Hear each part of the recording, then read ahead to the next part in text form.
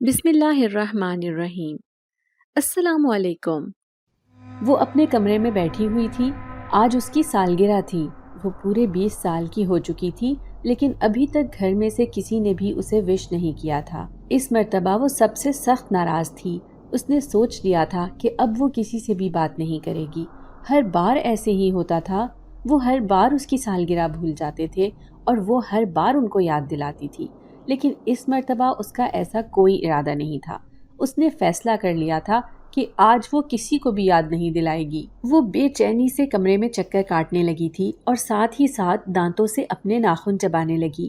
اس نے کسی کو نہ بتانے کا فیصلہ تو کر لیا تھا، لیکن اب اس سے صبر بھی نہیں ہو رہا تھا۔ وہ جلے پیر کی بلی کی طرح ادھر سے ادھر پھر رہی تھی۔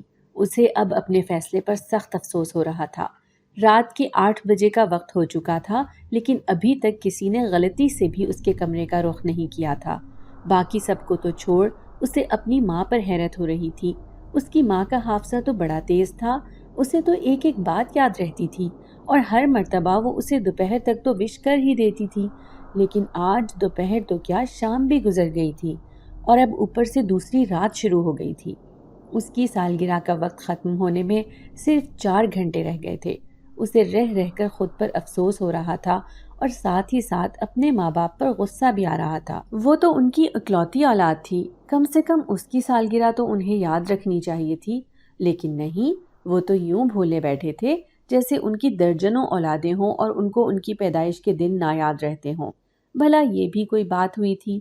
ویسے تو اس کی ماں ہر وقت ہی کہتی رہتی تھی کہ یہ دن ان کے لیے بہت اہمیت کا حامل ہے، اس دن وہ ان کی زندگی میں شامل ہوئی تھی، لیکن جب یہ دن آتا تھا تو ہر کوئی سرے سے ہی بھول جاتا تھا۔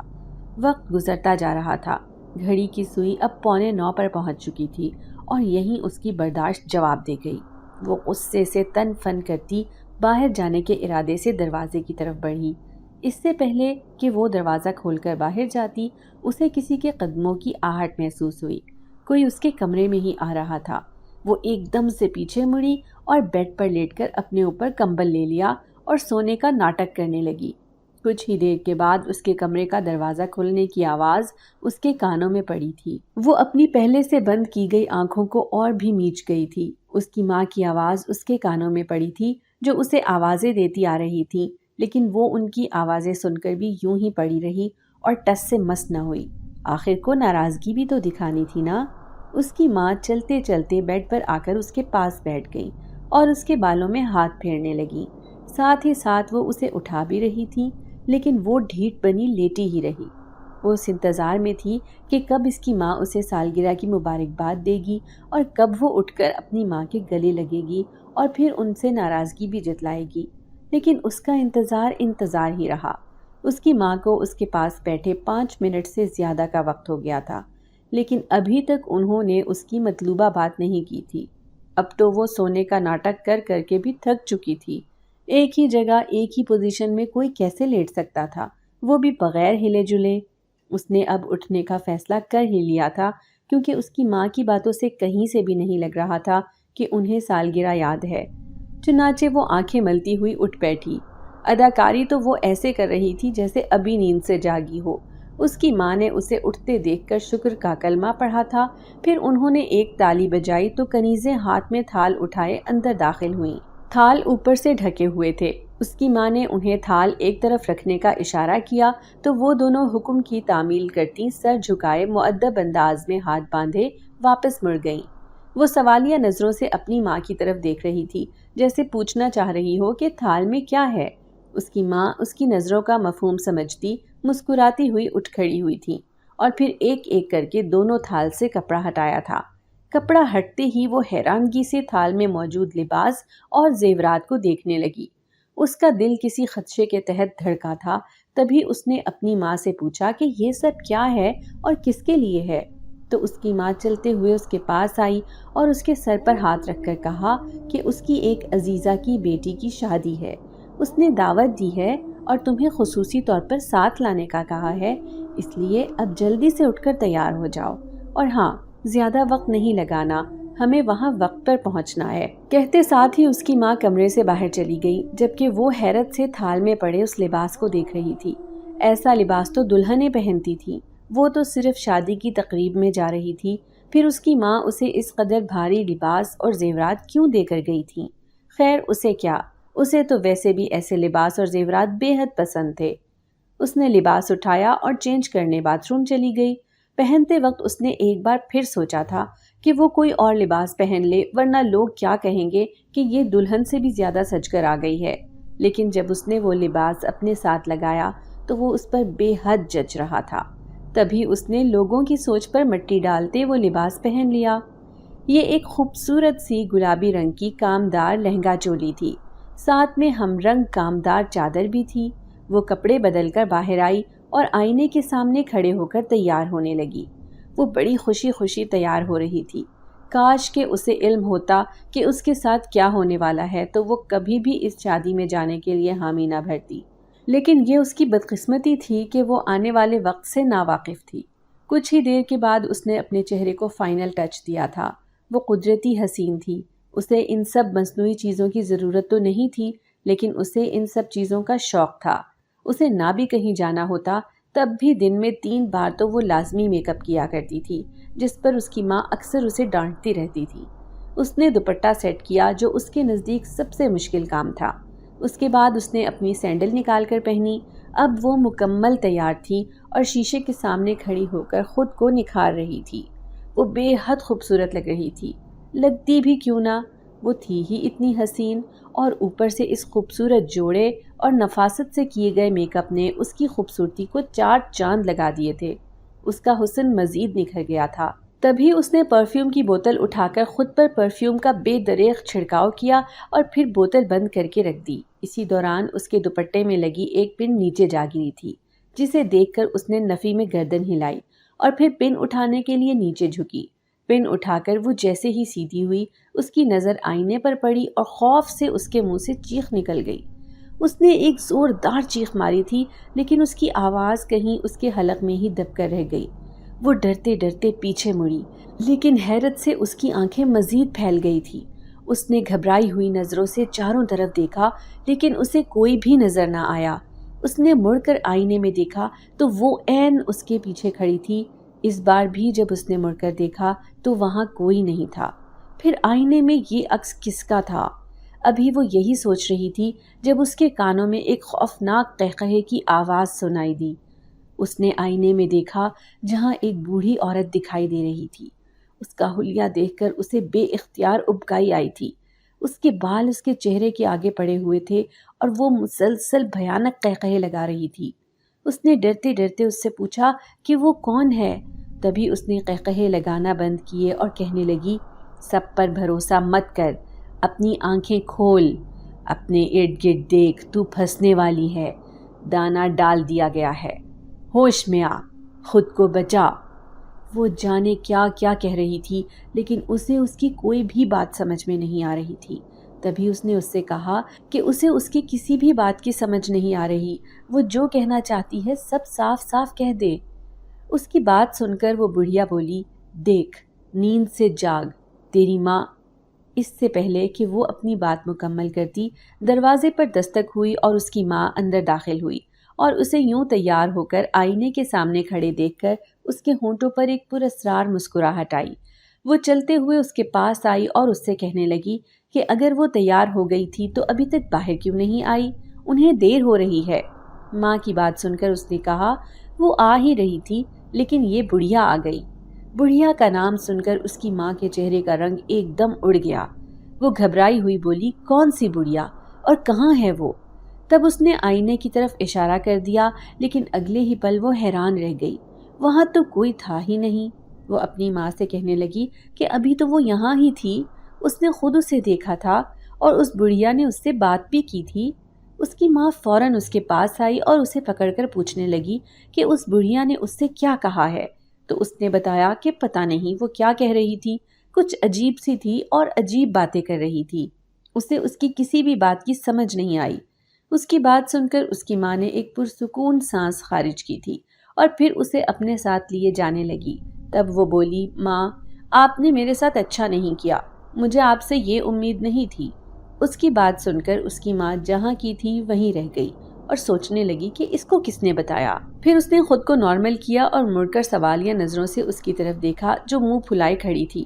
اس کے دیکھتے ہی بولی، آج میرا برتھ ڈے تھا اور پورا دن گزر گیا ہے اور کسی نے بھی مجھے وش نہیں کیا، نہ ہی مجھے کوئی سرپرائز یا تحفہ دیا۔ اس کی بات سن کر اس کی ماں مسکراتے ہوئے اس تک آئی اور اس کا ماتھا چوم کر اس کی سالگرہ کی مبارکباد دی تھی اور پھر کہا کہ مجھے یاد ہے آج تمہاری سالگرہ ہے اور تم پورے 20 سال کی ہو گئی ہو۔ میں یہ دن بھلا کیسے بھول سکتی ہوں؟ اس دن کے لیے تو میں نے کتنا انتظار کیا تھا۔ اور پھر جہاں تک سرپرائز کی بات ہے تو فکر نہ کرو اور جلدی آؤ میرے ساتھ، تمہیں تمہارا سرپرائز بھی مل جائے گا۔ ماں کی بات سن کر وہ بہت خوش ہو گئی اور ماں کے ساتھ شادی والے گھر کی طرف نکل گئی۔ راستے میں اس نے کئی مرتبہ اپنی ماں سے پوچھا تھا کہ کیا سرپرائز ہے، تو اس کی ماں نے اسے صبر رکھنے کا کہا کہ وقت آنے پر پتہ چل جائے گا۔ اب اسے بے صبری سے انتظار تھا۔ وہ نہیں جانتی تھی کہ اپنی ماں کے سرپرائز سے وہ واقعی سرپرائز ہو جائے گی۔ اسے جو جھٹکا لگنے والا تھا اس نے اس کی ساری زندگی کو بدل کر رکھ دینا تھا۔ کچھ دیر بعد وہ لوگ شادی والے گھر میں پہنچ چکے تھے۔ پورے راستے اس کے ذہن میں اس بڑھیا کی باتیں گردش کرتی رہی تھیں۔ کیا وہ بڑھیا اس کا وہم تھی یا پھر سچ میں تھی؟ اور اگر وہ سچ میں تھی تو وہ اسے کیا بات بتانا چاہ رہی تھی؟ اس کی ماں نے اسے اپنی سہیلی سے ملوایا تو اسے وہ بہت عجیب سی لگی۔ وہ کچھ الگ سی نظروں سے اسے سر سے لے کر پیر تک دیکھ رہی تھی۔ پھر اس کے چہرے پر ایک پراسرار مسکراہٹ آ گئی جسے وہ نہ سمجھ سکی تھی۔ اس کی نظریں اسے الجھن میں ڈال رہی تھیں۔ تبھی اس نے اپنی ماں سے دلہن کا پوچھا تو اس کی ماں نے اس کے تیار ہونے کو بتایا اور کہا کہ کچھ دیر انتظار کرو۔ وہ جا کر ایک کونے میں لگی میز کے گرد رکھی کرسیوں میں سے ایک پر بیٹھ گئی۔ ابھی اسے بیٹھے کچھ ہی دیر گزری تھی کہ اسے اپنے پیچھے ایک سایہ سا محسوس ہوا۔ اس نے مڑ کر دیکھا تو حیران رہ گئی۔ یہ تو وہی بڑھیا تھی آئینے والی، یہ یہاں کیسے پہنچ گئی؟ اس نے بال اب بھی پہلے کی طرح ہی چہرے پر گرائے ہوئے تھے۔ وہ بڑھیا کا جائزہ لینے میں ہی مصروف تھی کہ تبھی وہ بڑھیا کہنے لگی، بھاگ جا، یہاں سے بھاگ جا، یہاں مت ٹھہر، نکل جا یہاں سے، یہاں سب چھلاوا ہے، یہ کوئی شادی نہیں ہے، یہ تیری بربادی ہے، بھاگ جا، چھپ جا کہیں، نہیں تو پچھتائے گی۔ اس نے بڑھیا سے پوچھا، کھل کر بات کرو، کیوں بھاگ جاؤں یہاں سے؟ تو وہ پھر سے کہنے لگی، دھیان دے، اپنے ارد گرد دیکھ، جو تیرے اپنے ہیں وہ تیرے اپنے نہیں ہیں، اور جو… اس سے پہلے کہ وہ اپنی بات مکمل کرتی تبھی اس کی ماں کی آواز اس کے کانوں میں پڑی اور اس کے ساتھ ہی وہ بڑھیا غائب ہو گئی۔ اس کی ماں اس کے پاس آئی اور اس سے کچھ کہا جسے سن کر اس کے قدموں تلے سے زمین نکل گئی، کیونکہ میرا نام ماہجبین ہے، میری عمر 28 سال ہے، میں نے جب سے ہوش سنبھالا تھا خود کو تائی اور تایا کے رحم و کرم پر پایا تھا۔ میرا باپ میرے پیدا ہونے سے پہلے ہی کینسر کی وجہ سے مر گیا تھا۔ رہی ماں تو وہ بھی ابا کی جدائی برداشت نہ کر پائی۔ میری پیدائش کے بعد اس کو دل کا دورہ پڑا اور وہ بھی مجھے اکیلا چھوڑ کر ابا کے پاس چلی گئی۔ میں بالکل یتیم ہو گئی تھی، میرا کوئی چارہ گر نہ تھا۔ ایک چچا اور ایک تایا تھے، لیکن ان کی بیگمات مجھے اپنے ساتھ رکھنے کے لیے راضی نہ تھیں، لیکن مجھے یوں بے آسرا بھی تو نہیں چھوڑا جا سکتا تھا۔ تبھی دونوں بھائیوں نے بیٹھ کر ایک فیصلہ کیا جس کے مطابق میں نے 1 مہینہ تائی کے ساتھ ان کے گھر رہنا تھا اور 1 مہینہ چچی کے ساتھ۔ میری زندگی کے ساتھ جو پہلا کھیل کھیلا گیا وہ یہی مہینے کا کھیل تھا۔ تائی کے گھر میں ملازمہ کے رحم و کرم پر پڑی رہتی تھی۔ وہ چلو پیسے کے لالچ میں ہی صحیح مگر میرا خیال تو رکھتی تھی، لیکن چچی کے گھر ایسا کوئی سین نہ تھا۔ ان کے گھر میں یوں ہی کسی فالتو سامان کی طرح پڑی رہتی تھی، کوئی بھی میری دیکھ بھال نہیں کرتا تھا، جس کی وجہ سے چچی کے گھر میں اکثر بیمار ہی رہتی تھی۔ خیر وقت گزرتا رہا اور میں 4 سال کی ہو گئی۔ اب مجھے یہ مہینے کا کھیل سمجھ میں آنے لگا تھا۔ چچی جان بوجھ کر مجھ سے لاپرواہی برت رہی تھی تاکہ میری صحت خراب ہو اور ان کی کسی بھی طرح جان چھوٹ جائے، لیکن میں بھی گزشتہ 4 سالوں سے انتہائی ڈھیٹ ثابت ہو رہی تھی۔ ہر مرتبہ بیماری کے بعد جب چچی میری فاتحہ پڑھنے کا سوچتی تب میں صحت یاب ہو کر ان کی آرزو کو خاک میں ملا دیتی تھی اور وہ ہر مرتبہ کڑھ کر رہ جاتی تھی۔ اس کے سوا وہ اور کچھ کر بھی نہیں سکتی تھی، کیونکہ اگر وہ کچھ اور کرنے کا سوچتی یا غلطی سے کوشش بھی کرتی تو چچا نے انہیں اپنی زندگی اور گھر سے نکالنے میں 1 سیکنڈ نہیں نکالنا تھا۔ انہیں پہلے بھی 2 مرتبہ وارننگ مل چکی تھی، وہ بھی صرف ان کے بچوں کی وجہ سے۔ ورنہ اگر ان کے بچے نہ ہوتے تو چچا نے انہیں اسی دن چھوڑ دینا تھا جس دن انہوں نے مجھے زہر دے کر مارنے کی کوشش کی تھی۔ خیر اس دن کی وارننگ کے بعد وہ بے حد ڈر گئی تھی اور اب ان کی طرف سے مکمل خاموشی تھی۔ ہاں، روزمرہ کی جھڑکیں، ڈانٹ اور کبھی کبھی مجھ پر ہاتھ اٹھا دینا جیسی حرکتیں چچا سے نظر بچا کر وہ اب بھی کر دیتی تھی۔ میری زندگی 3 حصوں میں بٹی ہوئی تھی۔ میں کبھی چچی میں اپنی ماں کو ڈھونڈتی تو مجھے ان سے کبھی بھی ماں کی ممتا کا احساس نہ ملتا۔ دوسری اور تیسری تائی اور ان کی ملازمہ تھی۔ تائی تو مجھ سے تائی والا رشتہ نبھا رہی تھی، لیکن وہ میری ماں نہیں بننا چاہتی تھی۔ بقول ان کے، انہوں نے بڑی مشکل سے اپنے بچے پال کر جوان کیے ہیں، اب وہ نئے سرے سے کسی چھوٹے بچے کو نہیں سنبھال سکتی۔ انہیں تو بچے سنبھالنے کا طریقہ بھی بھول گیا ہے۔ تبھی انہوں نے مجھے ملازمہ کی گود میں ڈال دیا تھا۔ اس ملازمہ کو بھی میں کچھ خاص پسند نہیں تھی، لیکن تائی نے جب اسے پیسے دینے کی بات کی تو وہ لالچ میں آ گئی اور لالچ میں ہی مجھے سنبھالنے لگی۔ چونکہ وہ سارا دن تائی کے سامنے رہتی تھی تو نمبر پٹورنے کے لیے وہ مجھ سے پیار کا پورا دکھاوا کرتی تاکہ تائی اس سے خوش ہو کر اس کے ہاتھ میں کچھ اضافی رقم رکھ دیں۔ اس سے تائی تو نہیں، البتہ تایا ضرور خوش ہو جاتے تھے اور اس کو اضافی رقم دے دیتے تھے، کیونکہ وہ نہیں جانتے تھے کہ تائی اسے بچی سنبھالنے کے پیسے دے رہی ہے۔ وہ ہر مرتبہ مجھ سے پچھلی مرتبہ سے زیادہ دکھاوے کا پیار کرتی اور میں اسے سچ سمجھ کر اس سے لگاؤ کر بیٹھتی۔ جیسے ہی مجھے اس گھر سے انسیت ہونا شروع ہوتی تو مہینہ ختم ہو جاتا اور مجھے چچی کے گھر ان کے برآمدے میں لگے جھولے میں ڈال دیا جاتا۔ پھر میں وہاں پورا مہینہ صبح سے لے کر شام تک، چچا کے آنے تک، اس جھولے میں ہی پڑی رہتی۔ کبھی کبھی دن میں چچی کے شرارتی بچے اس جھولے کو اتنا گول گول گھماتے کہ اس جھولے کو بھی چکر آنے لگتے اور اگلے کئی گھنٹے تک مجھے اپنا اندرونی نظام اوپر نیچے چھلکتا ہوا محسوس ہوتا۔ تائی کے گھر جو میری نشو نما ہوتی تھی وہ چچی کے گھر آ کر بالکل سست پڑ جاتی تھی۔ خیر اب تو مجھے بھی اس سب کی عادت ہو گئی تھی۔ مجھے اندازہ ہو گیا تھا کہ مجھے یہاں کسی سے بھی مانوس نہیں ہونا ہے اور نہ ہی کسی سے کوئی امیدیں لگانی ہے۔ میں نے چپ چاپ اپنی ایک الگ دنیا بسا لی تھی جس میں میرے علاوہ دوسرا کوئی نہیں تھا۔ میں خود سے ہی باتیں کرتی تھی اور خود ہی ان باتوں کے جواب دیتی تھی۔ ایک پل کو میں یہاں ہوتی تو اگلے ہی پل تخیل کی دنیا میں جانے کہاں سے کہاں نکل جاتی تھی۔ میں کبھی کسی سے کچھ نہیں کہتی تھی۔ کوئی کھانے کو دے دیتا کھا لیتی، جو پہناتا پہن لیتی۔ میں نے کبھی کسی بات میں، کسی چیز میں بھی کوئی ضد نہیں کی تھی۔ یہ ان دنوں کی بات ہے جب ہمارے گاؤں میں ایک جوڑا آیا۔ وہ دونوں گھومنے پھرنے آئے تھے جب اچانک چچی کے گھر کے پاس ان کی گاڑی خراب ہو گئی۔ اتفاق سے ان دنوں میں بھی چچی کی طرف ہی تھی۔ اس وقت رات کے 10 بج رہے تھے جب دروازے پر دستک ہوئی۔ میں کان کی کچی تھی، ذرا سی آواز پر جاگ جاتی تھی۔ چچی نے چچا کو جگایا کہ جا کر دروازہ کھول کر دیکھیں کہ کون آیا ہے۔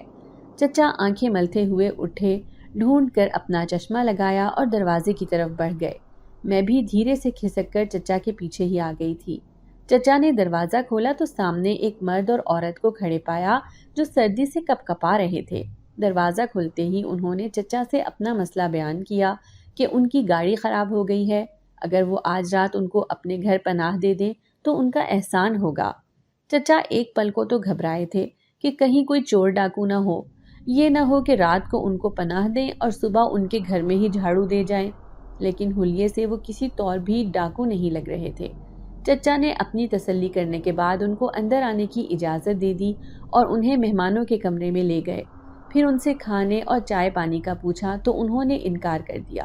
اس کے بعد چچا واپس کمرے میں آ کر لیٹ گئے تھے اور پھر کچھ ہی دیر کے بعد سو گئے، جبکہ میں نہ جانے کتنی ہی دیر یوں ہی ان مہمانوں کے کمرے کے دروازے کے باہر چکر کاٹتی رہی اور پھر آ کر سو گئی۔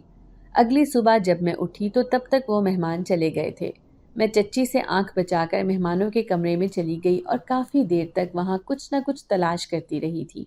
نہ جانے کیوں مجھے بار بار ایک غیر معمولی سا احساس ہو رہا تھا جس کو میں سمجھ نہیں پا رہی تھی۔ مہمانوں کے کمرے سے نکلنے کے بعد میں کچن میں آئی تھی۔ میں نے چچا کی آواز سنی کہ اچھا ہوا وہ لوگ ناشتہ کر کے گئے ہیں۔ میں نے دیکھا تو برتن ابھی گندے پڑے تھے، مطلب ان میں وہ برتن بھی ہوں گے جن برتنوں میں ان مہمانوں نے کھانا کھایا تھا۔ میں نے ایک نظر کچن کے دروازے کے باہر دیکھا، باہر کوئی بھی نہیں تھا۔ چچی شاید اپنے کمرے میں تھی اور چچا اور بچے آفس اور اسکول جا چکے تھے۔ میں نے ایک سکون کی سانس لی اور پھر آگے بڑھ کر ایک ایک برتن کو اٹھا کر غور سے دیکھنے لگی۔ ساتھ ہی ساتھ میں انہیں سونگھ بھی رہی تھی۔ اگر کوئی اس وقت مجھے یہ کرتا دیکھ لیتا تو یقیناً حیران رہ جاتا۔ میری عمر اس وقت صرف 6 سال تھی۔ تھوڑی دیر بعد ہی میں نے وہ برتن الگ کر کے رکھ دیے جن میں ان مہمانوں نے کھانا کھایا تھا۔ میں انتہائی غور سے ان برتنوں کو دیکھ رہی تھی۔ مجھے خود سمجھ نہیں آ رہی تھی کہ میں ایسا کیوں کر رہی ہوں۔ خیر، برتنوں کو ایک طرف رکھنے کے بعد میں نے آگے بڑھ کر چولہا جلایا۔ اس سے پہلے کہ میں وہ برتن اٹھا کر چولہے پر رکھتی، اچانک سے چچی کچن میں داخل ہوئی، جنہیں دیکھ کر میں گھبرا گئی تھی۔ چچی نے چولہا جلتا دیکھا تو فوراً سے میرے پاس آئی اور کہنے لگی، تم یہاں کیا کر رہی ہو؟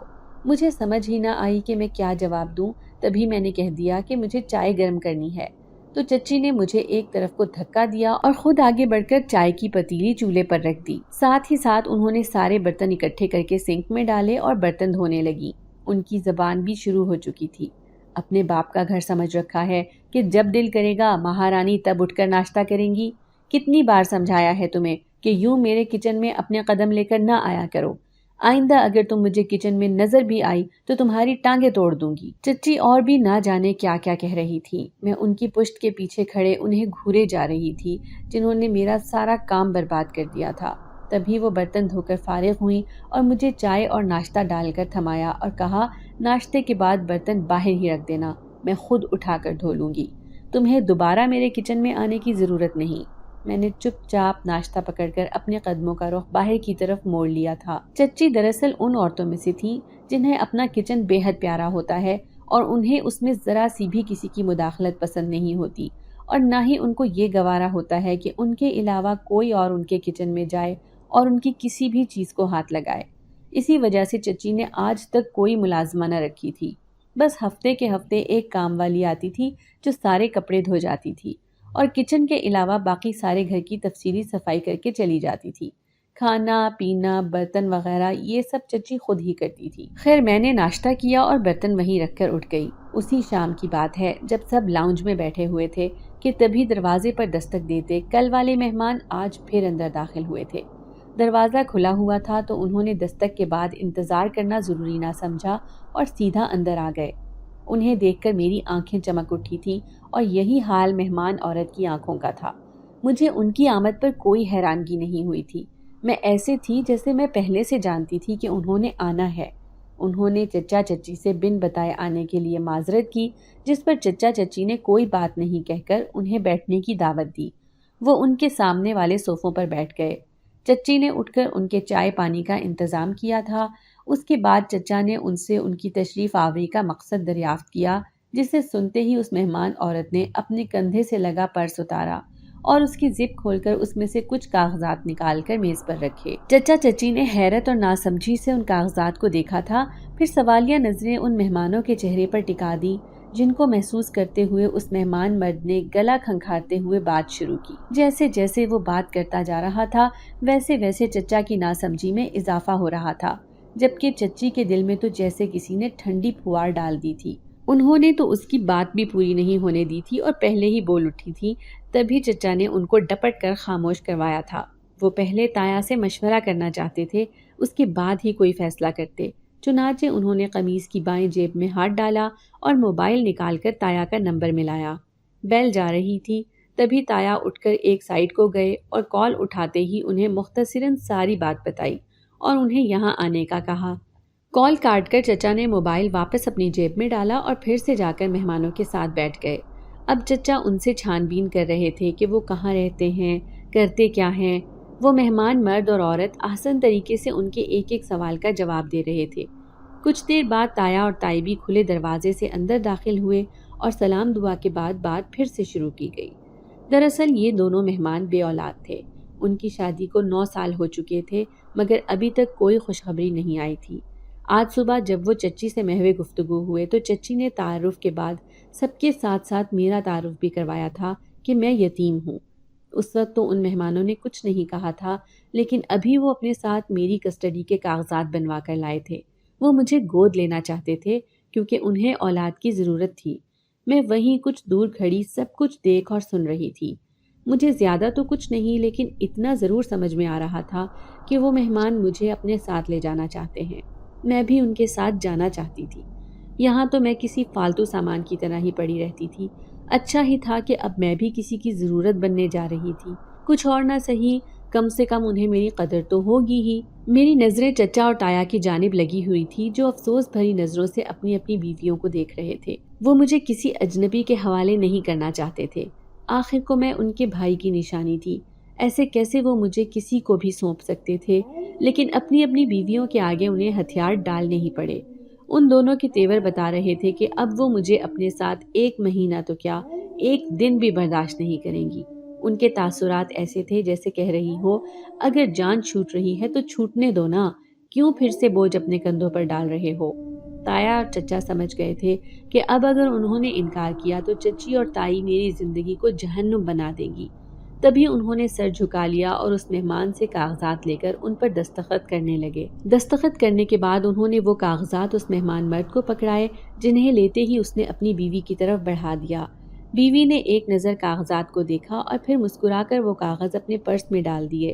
پھر چچا اور تایا اٹھ کر میرے پاس آئے اور مجھے کہنے لگے کہ آج سے وہ انکل اور آنٹی میرے اماں اور ابا ہیں، وہ مجھے لینے آئے ہیں اور مجھے ان کے ساتھ ہی جانا ہے اور اب سے میں ان کے ساتھ ہی رہوں گی۔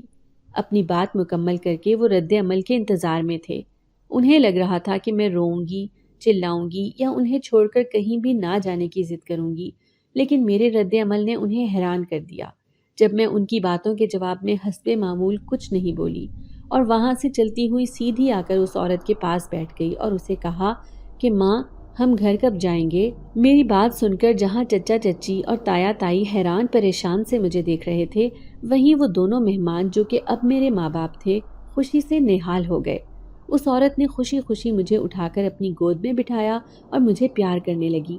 اس مرد نے بھی میرے سر پر ہاتھ رکھا تھا۔ کچھ ہی دیر بعد میں چچا اور تایا کو الوداع کہتی ان کے ساتھ جا کر باہر کھڑی ان کی گاڑی میں بیٹھ گئی۔ گاڑی سٹارٹ ہوئی اور منزل کی جانب چل پڑی۔ یوں میں اپنے نئے ماں باپ کے ساتھ ایک نئے سفر پر روانہ ہو گئی تھی۔ میں ان سے ایسے گھل مل گئی تھی جیسے پہلے سے ہی ان سے آشنا ہوں۔ خیر تھوڑا آگے جا کر ایک جگہ گاڑی کے ٹائر بری طرح چرچرائے تھے اور ایک دم ہر طرف دھواں ہی دھواں ہو گیا۔ خوف کے مارے میری چیخیں نکل گئیں۔ شیشے کھلے ہونے کی وجہ سے وہ دھواں گاڑی میں بھی گھس آیا تھا، جس کی وجہ سے مجھ سے آنکھیں کھولنا محال ہو رہا تھا۔ کافی دیر بعد جب دھواں چھٹا اور متلا صاف ہوا تو میں نے اپنی آنکھیں کھولی۔ آنکھیں کھولتے ہی میں بے یقینی کی کیفیت سے چاروں طرف دیکھنے لگی۔ میری آنکھیں پھٹی کی پھٹی رہ گئی تھیں۔ ہم تو سڑک پر گاڑی میں موجود تھے، پھر یہاں کیسے پہنچ گئے تھے؟ اس وقت میں ایک نامعلوم سی جگہ پر کھڑی تھی جہاں چاروں طرف گھنے درخت تھے، ہر طرف ہو کا عالم تھا اور اندھیرا اتنا تھا کہ ہاتھ کو ہاتھ سجائی نہ دے رہا تھا۔ فضا میں خنکی سی چھائی تھی۔ ابھی میں اس وحشت ناک منظر میں ہی کھوئی ہوئی تھی جب میرے کانوں میں اماں کی آواز پڑی۔ وہ مجھے اپنے ساتھ چلنے کا کہہ رہی تھی، لیکن چلنا کہاں تھا اس بات کا مجھے علم نہیں تھا۔ تبھی اس نے میرا ہاتھ پکڑ لیا۔ میں جیسے ہی 2 قدم آگے بڑھی مجھے پھر سے حیرت کا جھٹکا لگا تھا۔ ایک دم بہت ساری روشنیاں جل اٹھی تھیں جن سے منظر واضح ہو گیا۔ جوں جوں میں آگے بڑھتی جا رہی تھی ویسے ویسے میری حیرت میں اضافہ ہوتا جا رہا تھا۔ مجھے وہاں قطار در قطار بنے کہیں چھوٹے بڑے گھر دکھائی دے رہے تھے۔ ان سب کے بیچوں بیچ ایک خوبصورت محل اپنی پوری شان سے کھڑا تھا۔ ہم ناک کی سیدھ میں آگے بڑھتے جا رہے تھے۔ محل کے پاس پہنچ کر میری ماں رک گئی اور کچھ دیر محل کو دیکھتی رہی۔ پھر وہ مجھے لیے محل کے بائیں جانب مڑ گئی اور پھر 10 گھر چھوڑ کر آگے ایک گھر کے سامنے کھڑی ہوئی اور دروازے پر ہاتھ رکھا۔ اس کے ہاتھ رکھتے ہی دروازہ کھل گیا، جبکہ میں نے بڑے اچنبھے سے یہ سب کچھ دیکھا تھا۔ نہ جانے وہ لوگ مجھے کہاں اور کس دنیا میں لے آئے تھے۔ یہاں ہر چیز عجیب تھی، پھر چاہے وہ یہ گھر ہو، یہ جگہ ہو یا پھر یہاں رہنے والے، یہ سب بہت مختلف تھا میرے لیے۔ یہاں ایڈجسٹ کرنا کافی مشکل ثابت ہوا تھا۔ میں پل پل میں ڈر جاتی تھی۔ مجھے ہمیشہ ایسے محسوس ہوتا تھا کہ میرے ارد گرد سائے موجود ہیں۔ یہ بات تو خیر مجھے وہاں چچی اور تائی کے گھر بھی محسوس ہوتی تھی، لیکن وہاں یہ واقعہ کبھی کبھی ہی ہوتا تھا، لیکن یہاں تو یہ چیز تواتر سے چلتی چلی آ رہی تھی۔ مجھے اٹھتے بیٹھتے، کھاتے پیتے، سوتے جاگتے اپنے ارد گرد بس سائے منڈلاتے نظر آتے رہتے تھے۔ میں جب بھی اماں کو اس بارے میں بتاتی تو اماں ہمیشہ اسے میرا وہم سمجھ کر ٹال دیتی اور مجھے بھی کہتی کہ اس بارے میں زیادہ نہ سوچو، نئی جگہ ہے اس لیے تمہیں ایسا محسوس ہو رہا ہے۔ خیر وہ دونوں میرا بے حد خیال رکھتے تھے، میری ہر خواہش کو پورا کرتے اور میرے لاڈ اٹھاتے تھے۔ وہاں جو چیز کبھی مجھے تائی اور چچی کے گھر نہیں مل رہی تھی وہ یہاں مل گئی تھی۔ مجھے یہاں اہمیت حاصل تھی، اس گھر کے ایک خاص فرد کی حیثیت سے۔ میں اس گھر کی اکلوتی لاڈلی بیٹی تھی۔ میرا یہی تعارف مجھے غرور دلاتا تھا۔ وہاں جو کبھی کسی نے میری آواز تک نہیں سنی تھی، یہاں آ کر میں یکسر بدل گئی تھی۔ اب میں اتنی باتونی، شوخ اور چنچل ہو گئی تھی کہ کوئی بھی نہیں کہہ سکتا تھا کہ یہ وہی بچی ہے جس کے منہ سے آواز تک نہ نکلتی تھی۔ خیر وقت گزرتا گیا اور میں 14 سال کی ہو گئی۔ اس دوران وہ سائے مجھے مسلسل ہی محسوس ہوتے رہے تھے، لیکن اب میں نے ان کی پرواہ کرنا چھوڑ دی تھی۔ اب میں ان سایوں کے ساتھ جینا سیکھ چکی تھی۔ میں نے کافی حد تک اپنے ڈر پر قابو پا لیا تھا۔ اس دن میری 14ویں سالگرہ کے موقع پر مجھ پر جو انکشاف ہوا اس نے میرے رونگٹے کھڑے کر دیے تھے۔ حقیقت جان کر مجھے معلوم ہوا تھا کہ وہ سائے محض میرا وہم نہیں تھا، وہ سب حقیقت تھی۔ مجھے جن لوگوں نے گود لیا تھا وہ لوگ انسان تھے ہی نہیں، دراصل وہ جنات میں سے تھے۔ میں حقیقت جان کر حق تک سی کھڑی تھی، مطلب میرا شک درست تھا۔ اس رات جب یہ لوگ پہلی مرتبہ گھر آئے تھے اسی وقت مجھے یہ احساس ہو گیا تھا، کیونکہ وہ دونوں کچھ عجیب سے تھے، لیکن پھر میں نے اس بات کو اپنا وہم سمجھ کر ٹال دیا۔ میں نے رات کو ان کے کمرے کے باہر ٹہلتے ہوئے ان کی باتیں سنی تھی کہ وہ اولاد کے لیے ترس رہے ہیں، کہ کاش انہیں کوئی اپنا بچہ یا بچی گود دے دے۔ ان کی یہ باتیں سن کر مجھے نہ جانے کیا سوجھی تھی کہ میں نے اپنے چچا کی ڈائری سے ایک صفحہ پھاڑ کر اس پر ٹوٹے پھوٹے الفاظ میں لکھ دیا کہ مجھے یہاں سے لے جائیں، میں یہاں نہیں رہنا چاہتی۔ جب میں تائی کے گھر ہوتی تھی تو وہاں ان کے بچوں کو ٹیوشن پڑھانے والی آتی تھی جس کے پاس میں بھی بیٹھ جایا کرتی تھی۔ اسکول تو کسی نے بھیجا نہیں تھا، سو اسی طرح سے ہی کچھ ٹوٹا پھوٹا لکھ ہی لیتی تھی۔ میں نے وہ کاغذ مہمانوں کے کمرے کے دروازے کے نیچے سے اندر کر دیا۔ صبح میرے اٹھنے سے پہلے تو وہ چلے گئے تھے، لیکن مجھے امید تھی کہ وہ واپس ضرور آئیں گے۔ تبھی مجھے ان کے واپس آنے یا اس سارے پروسیس پر کوئی حیرانگی نہیں ہوئی تھی۔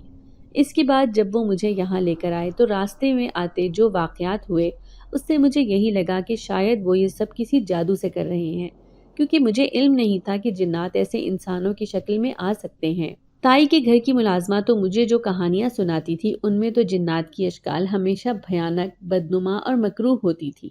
اس نے مجھے کبھی یہ نہیں بتایا تھا کہ جنات انسانی شکل میں بھی ہوتے ہیں۔ خیر میرے ماں باپ نے مجھ سے معافی مانگی اور کہا کہ وہ بہت شرمندہ ہیں، انہوں نے اتنے عرصے تک مجھ سے یہ بات چھپائے رکھی۔ اس کے پیچھے یہی وجہ تھی کہ کہیں میں خوفزدہ نہ ہو جاؤں اور انہیں چھوڑ کر نہ چلی جاؤں۔ میں اپنی ماں کے گلے لگ گئی، وہ چاہے جنات تھے یا آدمزاد، چاہے اور جو کوئی بھی تھے، لیکن میرے ماں باپ تھے، اور اب وہ جیسے بھی تھے مجھے ان کے ساتھ ہی رہنا تھا۔ انہوں نے مجھ پر بہت احسانات کیے تھے۔ انہوں نے نہ صرف اپنی زندگی میں مجھے شامل کر کے مجھے ایک پہچان دی تھی، بلکہ مجھے ایک اچھی زندگی بھی دی تھی، مجھے تعلیم بھی دلوائی تھی اور میری ہر ضرورت کا سب سے بڑھ کر خیال رکھا تھا۔ پھر میں احسان فراموش کیسے ہو سکتی تھی؟ انہوں نے کبھی مجھے کوئی نقصان نہیں پہنچایا تھا، ہمیشہ مجھ سے محبت ہی کی تھی، اس لیے میں نے فیصلہ کر لیا تھا کہ میں انہیں چھوڑ کر کہیں نہیں جاؤں گی۔ میرا فیصلہ سن کر ان دونوں کے مرجھائے چہرے پھر سے کھل اٹھے تھے، البتہ میری تو اور بھی موجیں ہو گئی تھی۔ اب میں ہر وقت خادم جنات سے خدمت کروانے میں لگی رہتی، کبھی کیا چیز تو کبھی کیا چیز۔ مجھے ان کو تنگ کرنے میں بڑا مزہ آتا تھا، کبھی کبھی ان کو بے حد غصہ بھی آ جاتا تھا، لیکن پھر بھی وہ خاموش ہی رہتے تھے۔ مجھے اب جنات کا محل دیکھنے کا بھوت سوار ہو گیا تھا۔ میں کئی بار کوشش کرتی لیکن اماں مجھے اس طرف نہیں جانے دیتی تھی اور نہ ہی خود جاتی تھی، حالانکہ دن میں تو وہاں کئی جن اور جنزادیاں آتے جاتے رہتے تھے۔ خیر وقت مزید آگے کو سرکا تو اماں کا رویہ کچھ عجیب سا ہونے لگا، وہ کچھ مشکوک سی حرکتیں کرنے لگیں۔ ابا نے اپنے طور پر پتہ کروانے کی کوشش کی لیکن کوئی کھوج نہ نکال پائے۔ اماں اب ذرا سی بات پر چونک جاتی تھی، لیکن ایک بات ضرور تھی کہ وہ اب میرا پہلے سے بڑھ کر خیال رکھتی تھی اور زیادہ تر مجھے اپنے سامنے ہی رکھتی تھی۔ نہ جانے اماں کے دماغ میں کیا چل رہا تھا، وہ اب اکثر مجھے ٹکٹکی باندھ کر دیکھتی رہتی اور پھر پراسرار سا مسکرا دیتی۔ پھر کبھی کبھی میرے پاس بیٹھ کر ایسی مشکل اور معنی خیز باتیں کرتی تھی جو ہمیشہ میرے سر کے اوپر سے گزر جاتی تھی۔ اماں کا پیار میرے لیے دن بدن بڑھتا ہی چلا جا رہا تھا، لیکن کاش کہ میں اس محبت کے پیچھے چھپے گھناؤنے مقصد تک پہنچ پاتی جو میری ماں نے اپنی سہیلی کے ساتھ مل کر رچایا تھا۔ کاش میں جان پاتی کہ اب میں اس کی بیٹی نہیں رہی، बल्कि सिर्फ उसकी चाल का एक मोहरा हूँ। उस दिन शादी में जो कुछ भी हुआ, उसके बाद मुझे यकीन ही नहीं आ रहा था कि जिसको मैं माँ कहती थी और माँ मानती थी, वो मेरे साथ ऐसा भी कुछ कर सकती है। अम्मा जब मेरे पास आई तो मेरे चेहरे की हवाइयाँ उड़ी हुई थी। अम्मा ने फौरन से आकर चारों जानिब देखा था और फिर मेरा हाथ पकड़कर मुझे अपने सामने खड़ा किया। उनकी अगली हरकत ने मुझे हैरत में डाल दिया था, जब अम्मा ने मेरी चादर मेरे सर पर उड़ा दी और फिर अगले ही लम्हे उसे नीचे खींचकर मेरा घूंघट निकाल दिया। मैंने हैरानगी के साथ अम्मा को देखा और पूछा, अम्मा ये सब क्या है? तो अम्मा ने कहा, एक छोटी सी रस्म करनी है, उसके बाद तुम ये घूंघट उठा देना। मैंने अम्मा से पूछा, कौन सी रस्म? तो अम्मा कहने लगी कि इस रस्म में दुल्हन की सहेली को दूल्हे के साथ घूंघट उड़ाकर बिठा दिया जाता है और झूठ मूठ का निकाह करवाया जाता है, लेकिन निकाह के दौरान ही दूल्हा पहचान लेता है कि ये उसकी दुल्हन नहीं है, तो तभी फिर उसकी असली दुल्हन के साथ उसकी शादी कर दी जाती है। रस्म सुनकर मैंने घूंघट उठाकर अम्मा की तरफ देखा था। ये कैसी रस्म हुई भला?